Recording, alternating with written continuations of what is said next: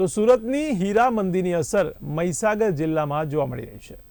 ત્યારે ઉપરથી માલ ઓછો આવતા અને સમયસર પૈસા ન મળતા રત્ન કલાકારોમાં રોજગારી છીનવાઈ ગઈ તેવી ભીતિ સેવાઈ રહી છે। ત્યારે રત્ન કલાકારો હવે અન્ય ધંધા તરફ વળ્યા છે। ત્યારે હીરા ઉદ્યોગમાં આવેલી મંદી કારીગરો માટે મુશ્કેલી લઈને આવી છે। ત્યારે મહીસાગર જિલ્લામાં પહેલા 50 થી 60 કારખાના કાર્યરત હતા, જે ઘટીને 10 થી 12 રહી ગયા છે। ત્યારે પહેલા 1500 થી વધુ રત્ન કલાકારોને રોજગારી મળતી હતી, જે હવે માત્ર 300 થી વધુ રત્ન કલાકારો કામ કરી રહ્યા છે। ત્યારે રત્ન કલાકારો હવે અન્ય વ્યવસાય જેવા કે મજૂરી, કડિયાકામ અથવા તો ખેતી તરફ વળ્યા છે।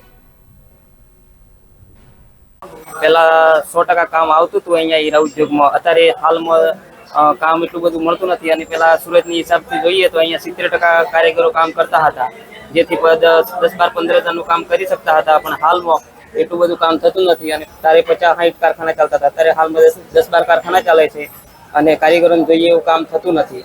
એટલા માટે કારીગરો પણ હીરા ઉદ્યોગમાં મન લાગતું નથી, એટલે ધંધો છોડી અને બીજા ધંધામાં કંઈક વળગ્યા છે। એટલે સરકારને અમારી દરખાસ્ત છે હીરા ઉદ્યોગના કારીગરોને, રત્ન કલાકારોની, કે જેથી કરીને અહીંયા મહીસાગર જિલ્લાની અંદર અને હીરા ઉદ્યોગમાં થોડું કામ થોડું એ કરે અને પેલા કામ કરતા એની જગ્યાએ અત્યારે 4-5 હજારનું કામ થાય છે, એટલે ઘર ચલાવવું પણ મુશ્કેલ થઈ ગયું છે।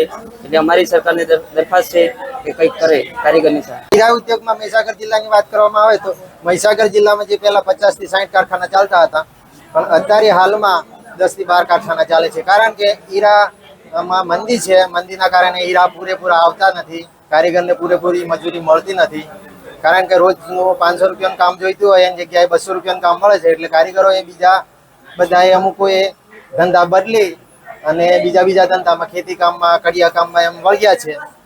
અને જો સરકારને માલુમ થાય કે જો હીરા ઉદ્યોગને પ્રોત્સાહન કરે અને આ હીરા ઉદ્યોગ જો અમારા મહીસાગર જિલ્લામાં ચાલુ રહે તો ઘેર બેઠે કારીગરોને ધંધો મળે, કામ મળે અને ઘર ચલાવે।